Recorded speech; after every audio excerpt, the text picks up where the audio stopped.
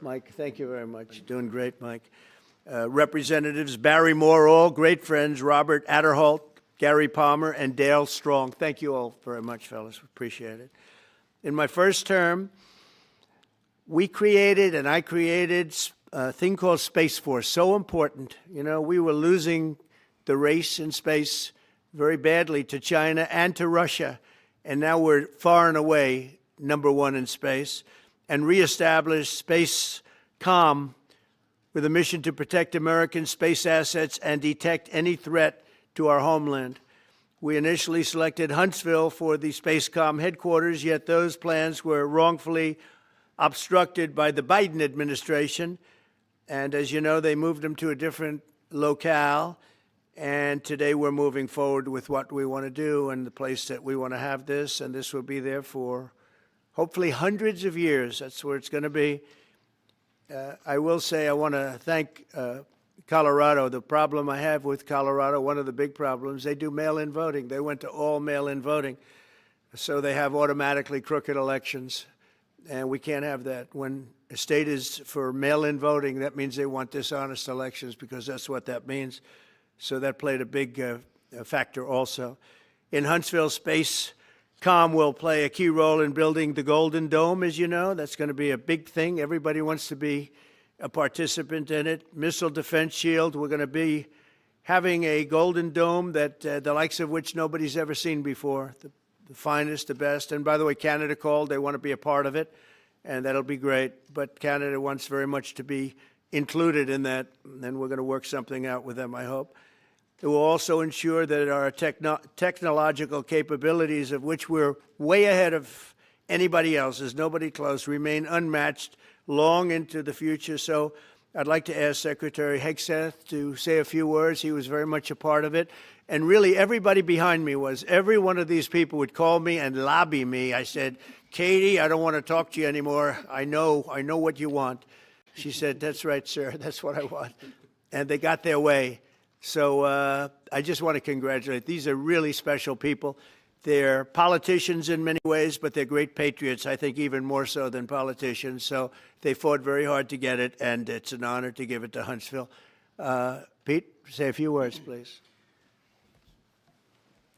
Thank you, Mr. President. As usual, right place, right time, for the right reason. In your first administration, you established the Space Force at a time when we knew we had to be looking to that domain of space. You also reestablished SpaceCom to ensure that priority was put in place, and you, through the Air Force, independently identified that Huntsville, Alabama was the right place to put it. For other reasons, in the next administration under Biden, they decided to move it somewhere else. Well, during that time, the DOD Inspector General, the Government Affairs Office, they did their own assessments, and where did they say SpaceCom should go? Huntsville, Alabama. So what you're doing today, Mr. President, is restoring it to precisely where it should be based on what the Space Force, the Air Force, your leadership believes will give us strategic advantage in the future. That is Huntsville, Alabama. We are way ahead in space, but this will ensure we stay leaps and bounds ahead, because that's the most important domain. Whoever controls the skies will control the future of warfare. And Mr. President, today you're ensuring that happens. Thank you. Thank you very much. Katie, would you like to say something? Mr. President, we are grateful for your leadership on this and restoring Space Command to its rightful home in Huntsville, Alabama.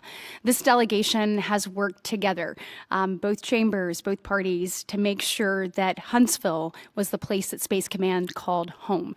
As was mentioned, obviously the Biden administration chose to make this political. What we want to do is put the safety and security of Americans first. We want to make sure that our warfighter is put first, and we want to make sure that America continues to lead. And today, Mr. President, you've allowed that to happen. Thank you. Thank you very much. Tommy, please. Yeah, thank you. Thank you, Mr. President. This is a great day for our country, not just for our state of Alabama. We need help in our military. We need to catch up. And as Secretary has said, we're not behind in space, but we know where we're at, and we need to expound on that. Now, this move will save the taxpayers $480 million. It's not going to cost more. It's going to cut $480 million. We have the plans intact. It'll be behind a secure wall in Huntsville, Alabama at Redstone Arsenal. We have 40,000 people there. We have the FBI there. We have missile defense there. We have NASA, Blue Origin, and SpaceX. It is the perfect place for Space Command. I would tell you today, and I've spoke with the President for the last 3 or 4 years about this. If I thought it needed to go somewhere else because I understand the security of our country, I'd be for that. But the best place for Space Command is Huntsville, Alabama, because what we have and what it means to this country is going to be so important. So thank you, Mr. President, for this, and we look forward to building a huge Space Command and having the Donald J. Trump Space Command Center in Huntsville, Alabama. Here, here. JD, would you like to say something? Sure. Well, Mr. President, thank you. I'll be very brief here. I lobbied the president hard to put it in Ohio, but he said these people behind us, these Alabamas, are just too powerful and too persuasive. And so it's in Alabama, but as Tommy said, this is exactly the right place for Space Force and Space Command.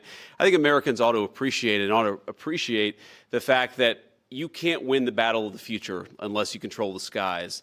The cyber security, the communications, the entire infrastructure of the battle in the 21st century will be in space. So it was a visionary move in the first administration for the president to set up Space Force, and I think an equally visionary move to make sure that Space Force is right where it should be in Huntsville, Alabama. Thank you, sir. Thank you very much. Gentlemen, anybody want to say anything? Would you like to say? Mr. President, another promise made, another promise kept. You think about it, Redstone Arsenal is critical to national security. The president said when you were the 45th president, let's do what's right for national security. And today, that's exactly what we're doing. It's not because of this or that. It's because it's right for national security. You think of the 21 categories that were evaluated to determine what was best for national security. All indicators pointed back to Huntsville, Alabama, and Redstone Arsenal. We have the right people at the right place at the right time. Mr. President, on behalf of the people of the 5th Congressional District and all of Alabama, thank you for keeping your word. Thank you. Absolutely. Thank you very much. Anybody? Let me just say, Mr. President, I want to say thank you. And thank you for doing this because it was the right thing to do. When they looked at all the numbers, Huntsville was the place to go, and like you say, it was unfortunately pulled out, but you made it right. So I want to just say thank you again for a grateful nation, and to the state of Alabama, we're very grateful. Thank you, and God bless. Thank you. Thank you very much. Please, go ahead. Thank you, Mr. President. Throughout history, militaries has always understood that whoever could hold the high ground held the advantage. Space is the ultimate high ground. And what we're doing with moving the Space Command to Huntsville is absolutely critical to our maintaining dominance in that sphere. And it goes hand in hand with what we're trying to do with the Golden Dome and missile defense, to defend against anyone else who tries to enter that sphere. So thank you, Mr. President. Thank you very much. Please. Thank you, Mr. President. And obviously, national defense is a huge issue. And when you look at the scores, Alabama was #1. And for political reasons, it was moved out of our state. But Mr. President, thank you for making priorities the defense and the warfighter and the safety of this nation. And in the big, beautiful bill, that Golden Dome will be built in Huntsville, Alabama, and we're grateful for that. Thank you. Listen, as chairman of the Armed Services Committee, I care very much about what's most important for our national security. And the president held a nationwide competition to determine where we should have this command. If y'all remember, at the end of that competition, where Alabama came in first, there was a lot of complaints from the other states who did not place well. He said, we'll do it over with new criteria to accommodate your concerns. Alabama came in first in that second competition. His Secretary of the Air Force reviewed the results, said it was fair, and the president named Huntsville. It was the Biden administration that decided to make it political, even though his own Secretary of the Air Force said it was a fair competition and it should be in Huntsville. So I want you to know I appreciate this president standing up and being strong and saying he's going to make this right and put it where it rightfully belongs, and that's Huntsville, Alabama. Thank you very much. Good job. So thank you all very much. You are going to leave me alone now? You're not going to call me anymore and talk about this subject, right? You promise? They'll start something else. But I just want to congratulate you. It's a very big deal. When you come out and when you leave the room, you'll see that we just, over the last few minutes, literally shot out a boat, a drug carrying boat, a lot of drugs in that boat. And you'll be seeing that, and you'll be reading about that. It just happened moments ago, and our great general, head of the Joint Chiefs of Staff, who's been so incredible, including what took place in Iran, knocking out potential nuclear power for a long time to come. I think within a month they would have had it if we didn't do what we did. But he gave us a little bit of a briefing, and you'll see. And there's more where that came from. We have a lot of drugs pouring into our country, coming in for a long time. And we just, these came out of Venezuela and coming out very heavily from Venezuela. A lot of things are coming out of Venezuela. So we took it out, and you'll get to see that after this meeting is over. Do you have any questions, please? Yeah, please. Thank you, Mr. President. Senator Somerville talked about the cost savings Yeah. associated with this announcement. Can you talk about the strategic benefits by having Space Force Command headquartered in Huntsville? Well, it just works because we have so much else there. And having a central, you could call it a central command, but it really is a command station. Also, even locationally, where it is, and when you think about flying distances, if you can save a half an hour as fast as some of these planes go and things go, and even the rockets go, if you can save by having the best location. So we went out, as you know, to experts, and we had 4 different groups of experts. They all said this was the best location. I also loved it from the standpoint, I know the people of Alabama, they are great people, work hard, and there's no games, and they're very proud of it. And I would say they fought harder for it than anybody else also. A lot of states, 5 states really wanted it, but they wanted it more. And I kid you not when I say that these people, they spoke to me a lot. That's all they wanted to talk about. They didn't want to talk about the weather. They only wanted to talk about moving to this location, moving to Alabama, Huntsville in particular. So we're honored to do it. They really wanted it badly, and they got it. Peter? President Trump, something completely different, but about a big viral social media trend over the weekend. How did you find out over the weekend that you were dead? You see that? No. People didn't see you for a couple days. 1.3 million user engagements as of Saturday morning about your demise. Really? I didn't see that? You know, I have heard, it's sort of crazy, but last week I did numerous news conferences, all successful. They went very well, like this is going very well. And then I didn't do any for 2 days, and they said, there must be something wrong with him. Biden wouldn't do them for months. You wouldn't see him. And nobody ever said there was ever anything wrong with him, and we know he wasn't in the greatest of shape. No, I heard that. I get reports.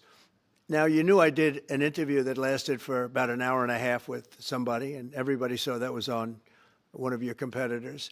I did numerous shows and also did a number of truths, long truths, and I think pretty poignant truths.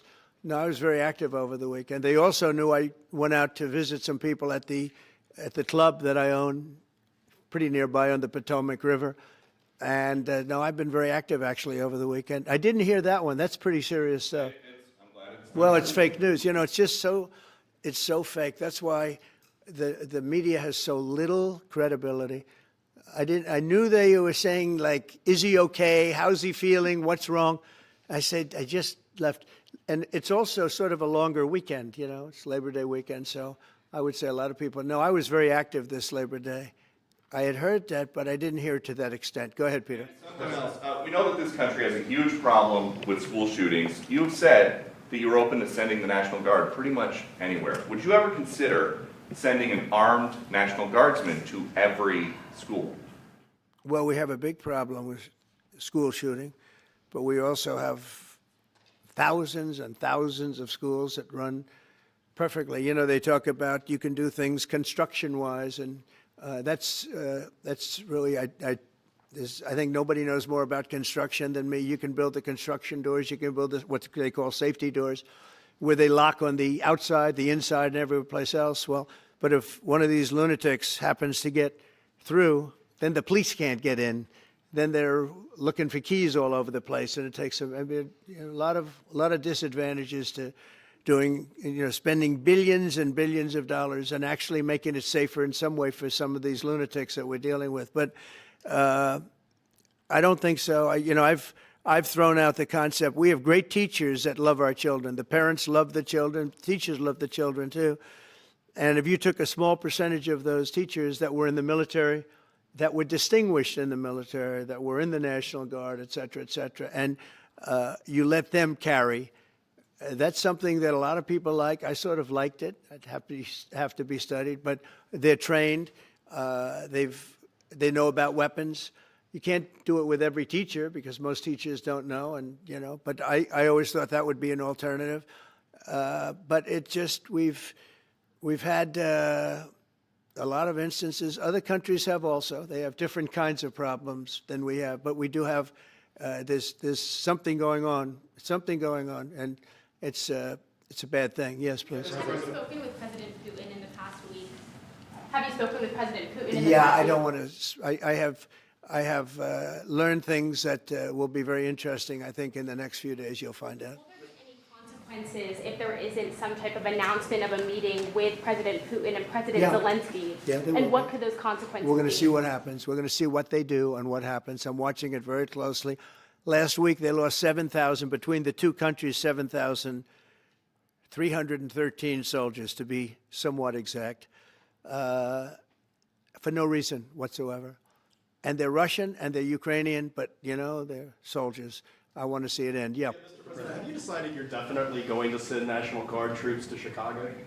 I didn't say when, but the answer is, look, Chicago's very interesting because I watched Pritzker get up and say about, we don't need help, we're safe. But 2 weeks ago, they had 6 people murdered, and they had 24 people hit by bullets.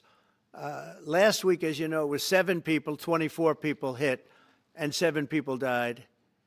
And then over the last 2 days, that was the crown jewel. They had, I guess, 9 or 10 killed, and 50 hit with bullets. And you have this governor get up, who's a terrible governor. Probably he and Gavin Newsom would be probably the 2 worst and most naive. They're naive. Either they're naive or they're very untruthful. And he'll say, we don't want any protection. We don't need. So in the last 3 weeks, he's lost almost 20 people killed. There's no place in the world, including you can go to Afghanistan, you can go to places that you would think of. They don't even come close to this. Chicago is a hellhole right now. Baltimore is a hellhole right now. Parts of Los Angeles are terrible. If we didn't put out the fires, and I mean the other fires, the bullet fires, they didn't do a good job with, they should have had the water coming down, like I said. We had to release the water. We had to go in and release the water to L.A. It's so badly run. But if I didn't send the National Guard into Los Angeles, I would be making an announcement today. I'd be talking about Huntsville, and I'd simultaneously be saying, by the way, the Olympics is not coming to Los Angeles. If we didn't do that, and even the sheriff, the top law enforcement person in Los Angeles said, we could not have handled it without them. So that's what he said. Make your mind up on Chicago, though? Well, we're going in. I didn't say when. We're going in. When you lose, look, I have an obligation. This isn't a political thing. I have an obligation. When we lose, when 20 people are killed over the last 2.5 weeks, and 75 are shot with bullets. So let me tell you a little story about a place called D.C., District of Columbia, right here where we are. It's now a safe zone. We have no crime. It's in such great shape. You can go and actually walk with your children, your wife, your husband. You can walk right down the middle of the street. You're not going to be shot, Peter. You're safe. Everyone likes you anyway. They probably wouldn't do it. But it's so dangerous. And there are people in this audience that you've suffered greatly. There are people in this audience that have been mugged and hurt badly, and they don't want to talk about it. Maybe you were very brave in talking about it. You made quite an impression on a lot of people. I appreciate it. But there were other people in this room that have been hurt very badly just walking down the street in D.C. Washington, D.C. is a safe zone right now. It's a safe city. The restaurants are open. They're booming. You can't get a restaurant. New restaurants are announcing that they're going to be open. This took place in 12 days. Now, it's 15 days, but 3 days ago, it became what's known as a safe zone. It's a safe city. And this city was really bad, really, really bad. We took 1,600 people out, hardcore criminals that will not be coming back anytime soon. And we're very proud of it. You know, to have our nation's capital lose every week, you know, it was like years, many years, where every single week somebody was killed for many, many, many consecutive weeks. This went on for years. And then we had, last week it was announced that nobody was killed last week. And I made that announcement in front of a very distinguished leader of a country. And I'm saying proudly, ladies and gentlemen, nobody was killed in Washington, D.C. this week. He looked at me like, what's that all about? I say, yeah, we have a little bit of a crime problem, and we don't have a crime problem in Washington anymore. And the mayor has been very helpful, and the police commission has been very helpful, and it's been a great team. And I would love to have Governor Pritzker call me. I'd gain respect for him and say, we do have a problem, and we'd love you to send in the troops, because you know what? The people, they have to be protected. I saw today on one of your networks, not a friendly network, except really the opposite, I would say, very unfriendly network. And they interviewed about 12 people on this morning. Most of them were African American, they were black. And they were saying, please, please, please let the president send in. These were people from Chicago. Please, we need help. We need help. We can't walk outside. We're petrified. If the governor of Illinois would call me up, I would love to do it. Now, we're going to do it anyway. We have the right to do it because I have an obligation to protect this country.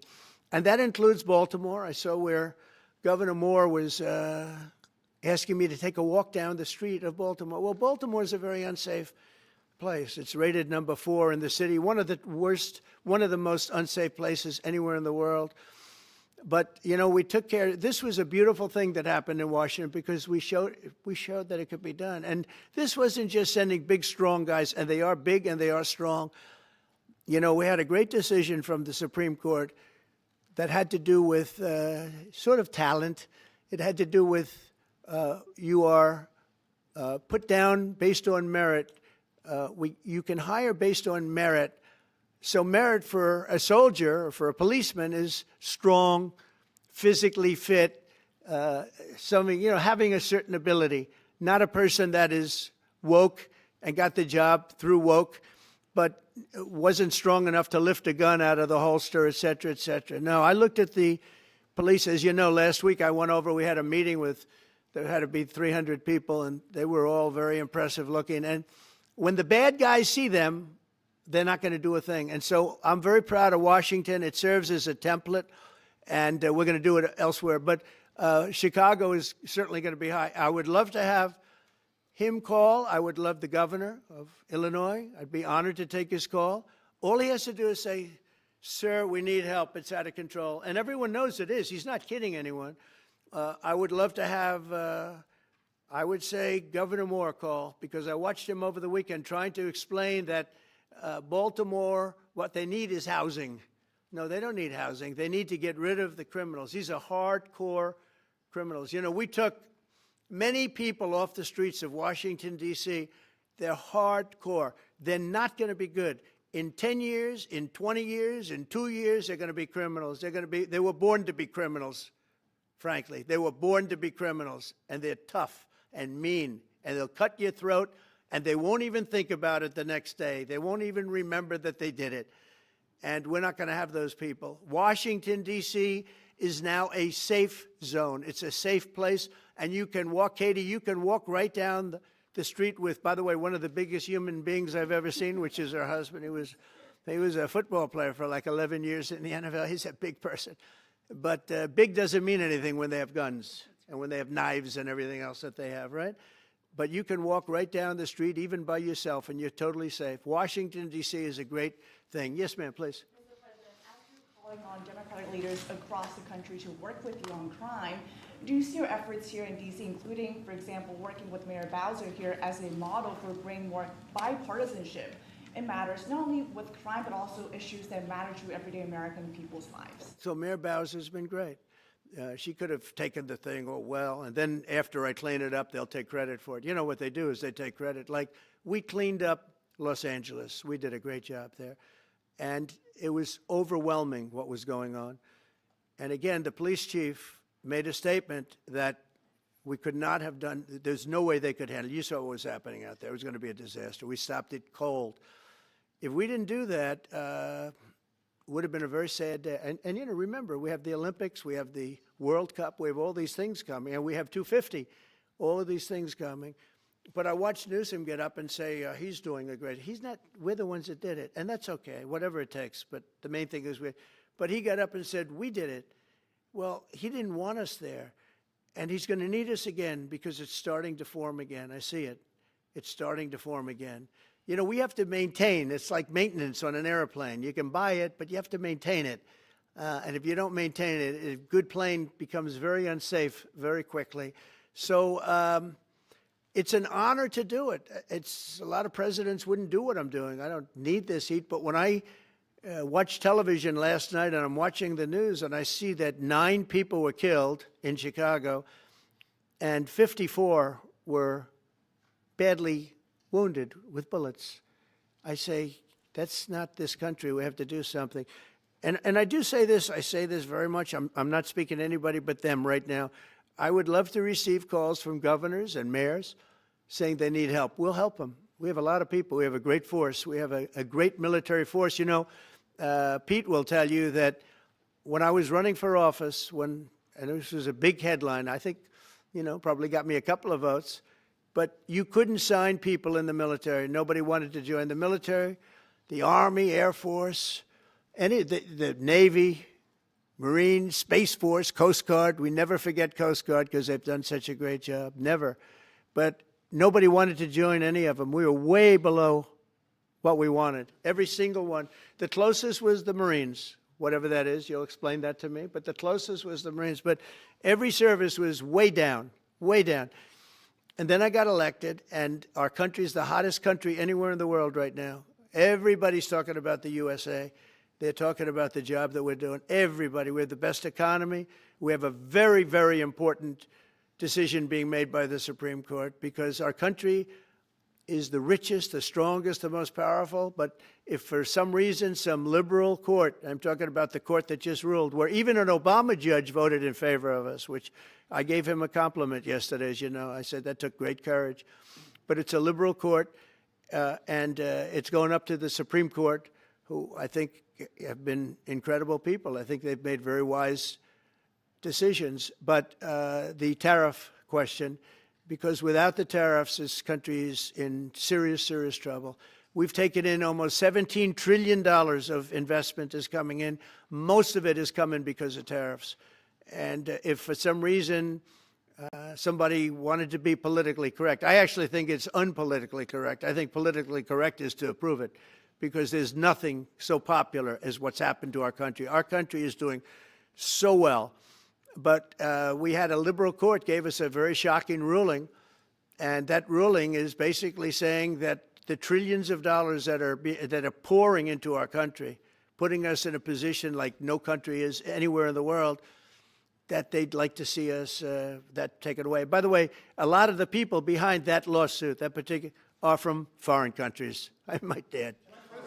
There's a video that is circulating online now of the White House where a window is open to the residents upstairs and somebody has thrown a big bag out the window. Have you seen this? No, that's probably AI generated. So Actually, you can't open the windows. You know why? They're all heavily armored and bulletproof. So that's a fake video? Well, it's got to be because I know every window up there.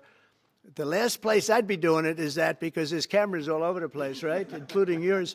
No, but every window, I've never seen a window that's, in fact, my wife was complaining about it the other day. She said, love to have a little fresh air come in, but you can't. They're bulletproof. And number one, they're sealed, and number two, each window weighs about 600 pounds. You have to be pretty strong to open them up. No, that has to be, where was the window? Let me see.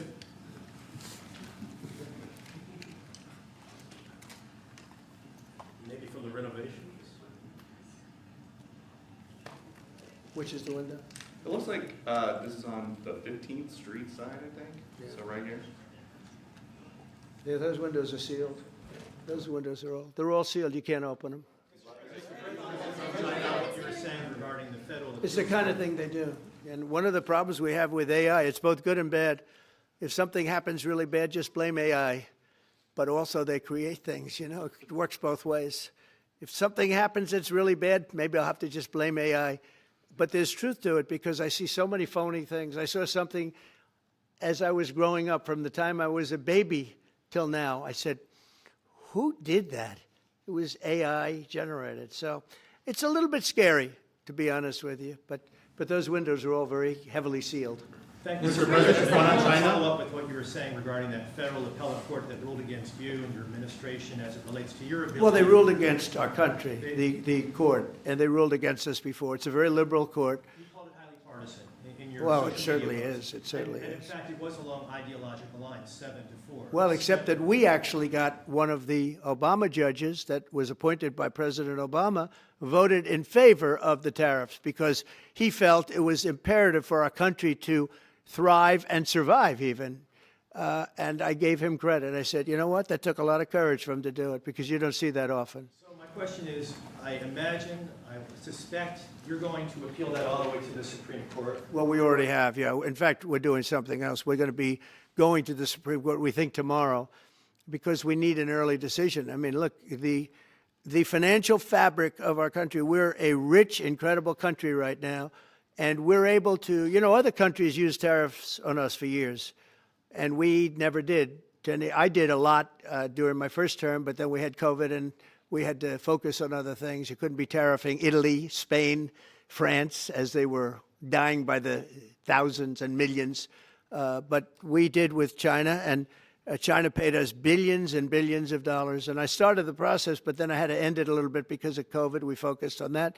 But no, it's a very important decision. And frankly, if they make the wrong decision, it would be a devastation for our country. We've taken in trillions of dollars.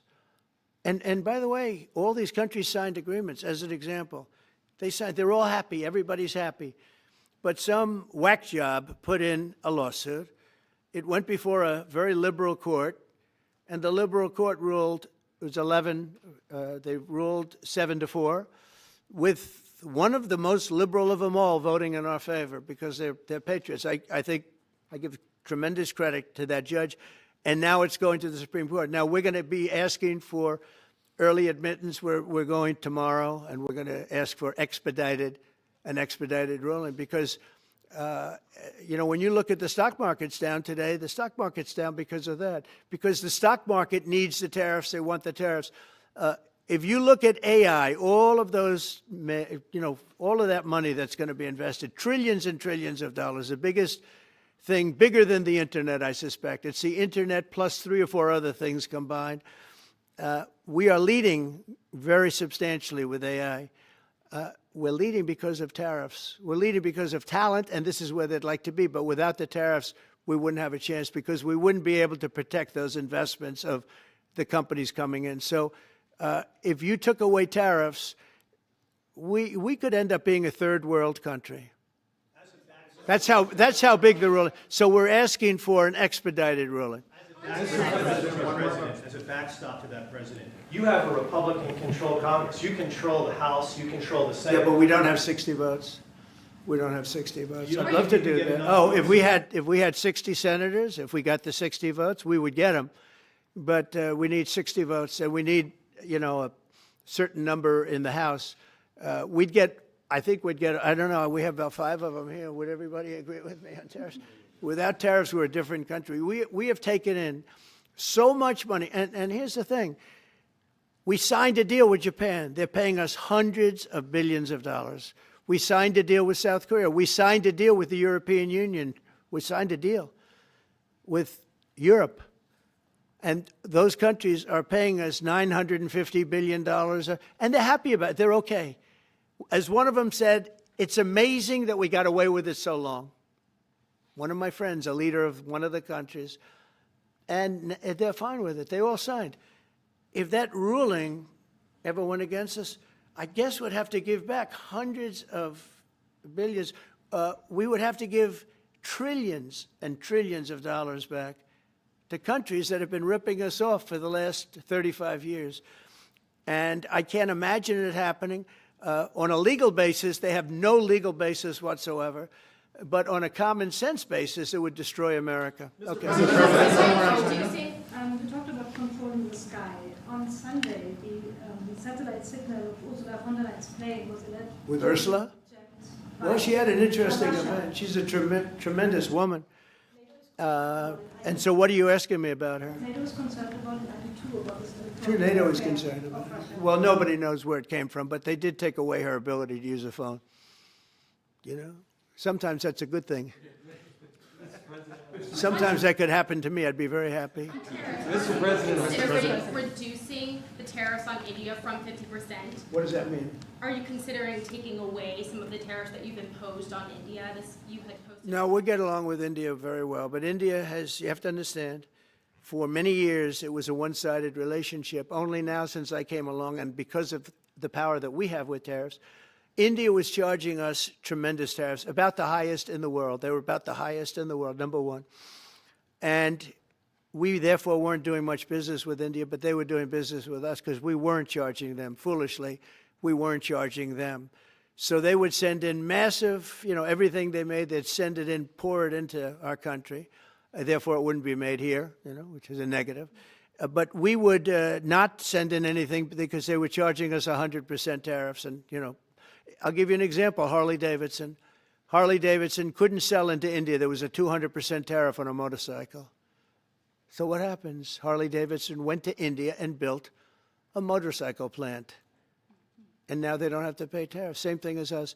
So what we're doing is literally thousands of companies are coming into the U.S., car companies, AI, but, more traditionally, car companies. We have so many car company factories under construction or being designed right now.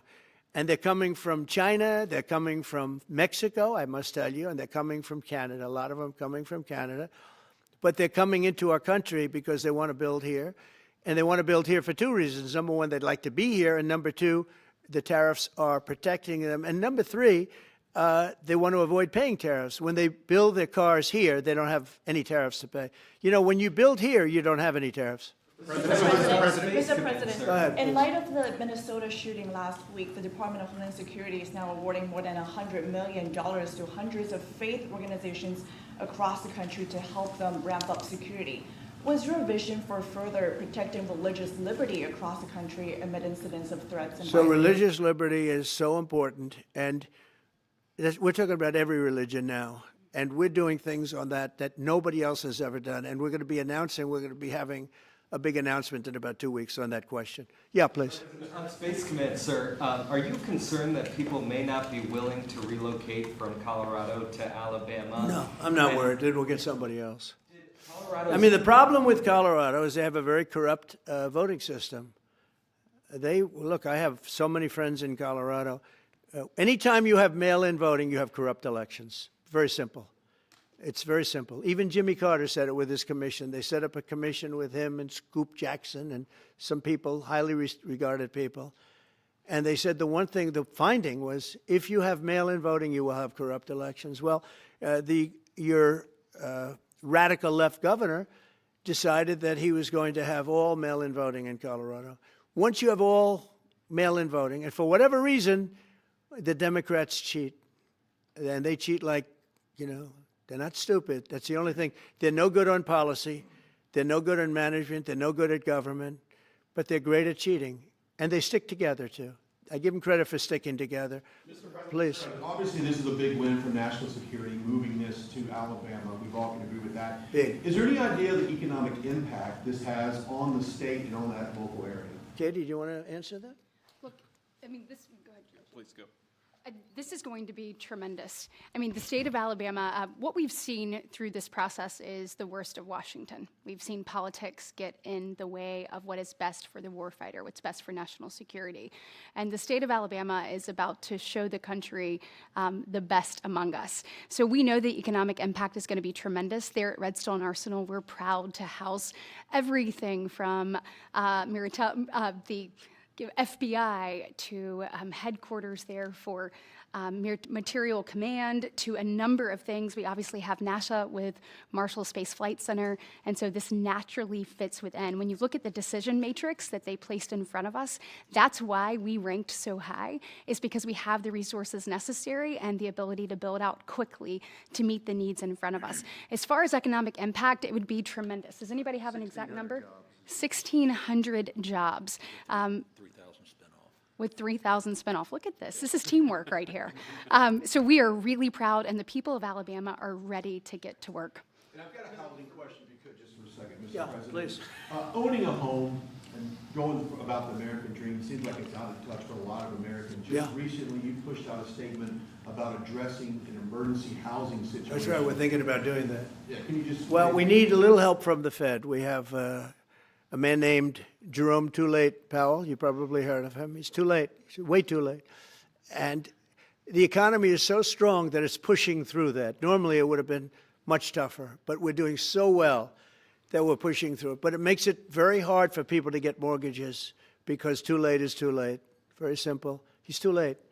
And probably political, whatever. He wasn't too late before the election. Before the election, he was cutting rates, right? Because he was hoping that, I guess, Biden would get in or that Kamala would. He was a big Biden guy. Explain that one. And then he was a Kamala person. But he was hoping, I guess, she'd win, I guess. I don't know. It didn't work out too well. But, yeah, we need a very serious cut. You know, I think that if you look back many decades ago, the United States was always the lowest, even if they were doing badly. The United States was, because without the United States, everything in the world would die. It's true. It's so powerful. It's so big. And I made it really big in the first 4 years. Then it started to degenerate with what this Biden administration did. But we built it up to a level that I never thought we could be at this quickly. We're the hottest, we're the best financially. The money coming in is so big because of tariffs and other things, but because of tariffs. Tariff gets us even those other things. Plus, it gets us great negotiating. I settled 7 wars, and numerous of those wars were because of trade, and numerous of the trade deals that I made were because of tariffs. It gives you a great negotiating ability. If that ability were taken away from us by a liberal court acting on essentially foreign nations asking to get help from the United States government, when they've been doing this to us for 40 years, that's why we have $38 trillion in debt. We won't have it for long if they let us, if they allow us to do what everybody knows we should be able to do. Yeah, please. Mr. President, another Biden-era action that you're now reversing is that you signed a deal last week to make federal buildings adopt and embrace classical architecture styles again. Can you talk to us about why you do that, and also what's your vision? Well, we want to see beautiful buildings. Now, you know, it's in the eye of the beholder. I've seen architectural reviews over the years. I'm an expert at it. I've gotten a lot of great reviews. But I've seen buildings that I didn't think were very good get great reviews, and I've seen great buildings get bad reviews. So, but it's just a standard. We want to have a good standard. We're building something here, you know, for 150 years they wanted a ballroom at the White House. We're doing something at the highest level using great architects and all. And, you know, it's very exciting. But we have a lot of interesting things happening architecturally in D.C. And D.C. is like a different place. And, you know, even the contractor said, sir, we walked down today, we feel like much safer. It's like a different place. Washington, D.C. is great. Now, we're going to also beautify it. We're going to put a topping on the roads. We're not going to rip them apart and take 4 years to build a road that was exactly the same by the time you build it. But we're going to put toppings. We're going to put new medians in. We're going to get the graffiti off. We're going to put tiles up in the tunnels where the tiles are missing. We'll do the whole tunnel instead of, you know, a little area where you see new tiles, old tiles that never look too good. But they could use it. You know, they've been up for 50 years. They've served their duty. But we're going to make this within about a 20-mile radius from the White House. we're going to have this place spick and span. It's going to be crime-free, and it's going to be spick and span. It's going to be, you'll be proud of Washington again. Go ahead, please. Sir, China's having a massive military parade that President Putin and Kim Jong-un will be attending. Do you interpret that as a challenge to this? And are you concerned at all about those countries trying to be some sort of counterweight? Not at all. China needs us, and I have a very good relationship with President Xi, as you know, but China needs us much more than we need them. No, I don't see that at all, no. One more. And I had actually a very good meeting with President Putin a couple of weeks ago. We'll see if anything comes out of it. If it doesn't, we'll take a different stance. One March today in California ruled that your deployment of National Guard troops to Los Angeles was illegal. Do you have any response? Well, reaction to that? it was a radical left judge, but very importantly, what did you not tell me in that question or statement that you made? Pretty much of a statement, I think. Well, I was asking for your response. No, you didn't say what the judge said, though. The judge said, but you can leave the 300 people that you already have in place. They can continue to be in place. That's all we need. But why didn't you put that as part of your statement? Because the same judge ruled exactly as you said, except the judge said that you could leave the 300 people that you already have in place. They can stay, they can remain, they can do what they have to do. Thank you very much, everybody. We appreciate it. Thank you. Thank you. Thank you very much. Thank you, guys. Thanks, press. Thank you. Thank you. Let's head out. Let's go, guys. Thank you. Thanks, press. Thanks, guys. Let's go. Let's go. Keep going. Thanks, guys. Thank you, press.